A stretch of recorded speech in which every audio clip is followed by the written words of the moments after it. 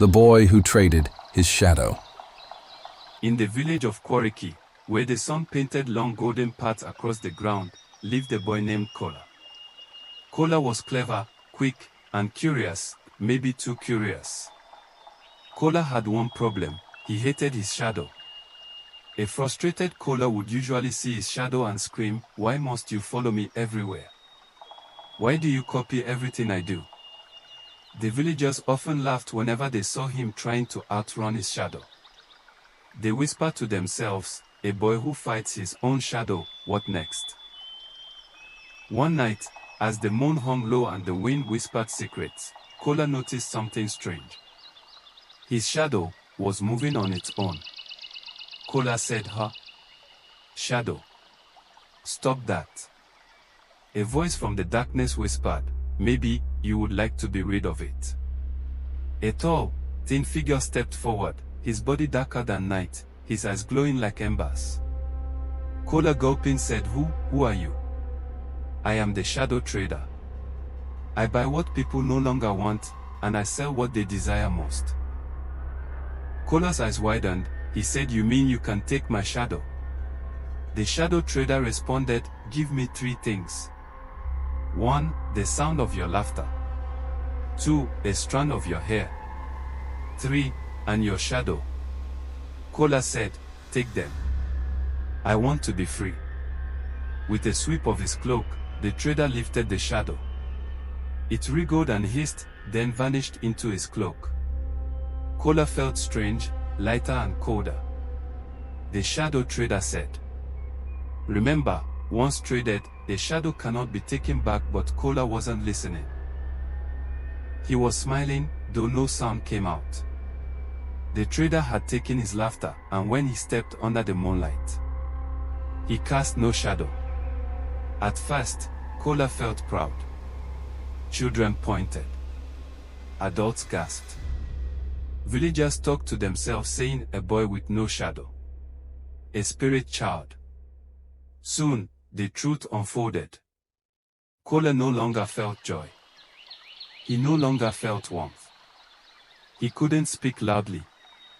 And everywhere he went, dogs barked and babies cried. Even the wind seemed to avoid him. One evening, Kola collapsed at Ayebeji's hut. Ayebeji, worried, said, "Child, what have you done? Your shadow is your soul's companion. Without it, you fade." Kola whispered painfully, I must get it back." Ayebeji gave Kola a calabash of palm water, a kola nut, and a charm woven from moonlight grass.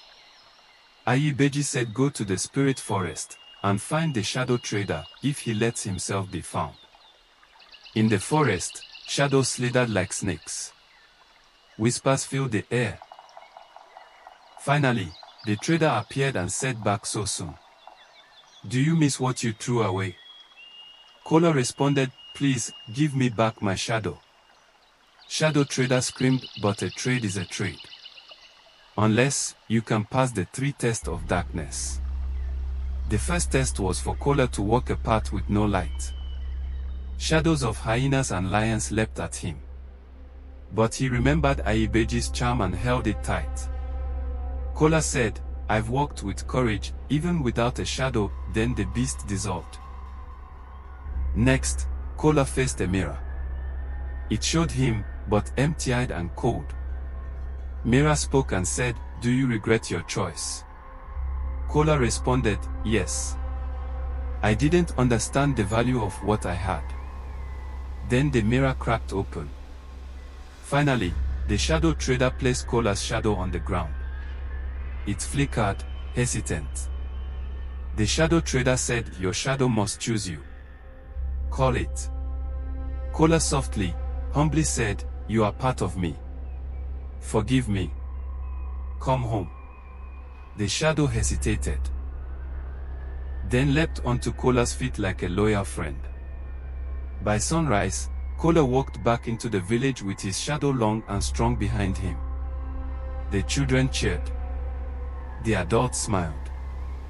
And for the first time since the trade, Kola laughed, a warm, golden laugh that filled the air. Moral of the story: We often throw away what is precious because we don't yet understand its value. Identity, joy, and self-worth are not things to trade or bargain with. Remember to like, subscribe and turn on notification for more videos.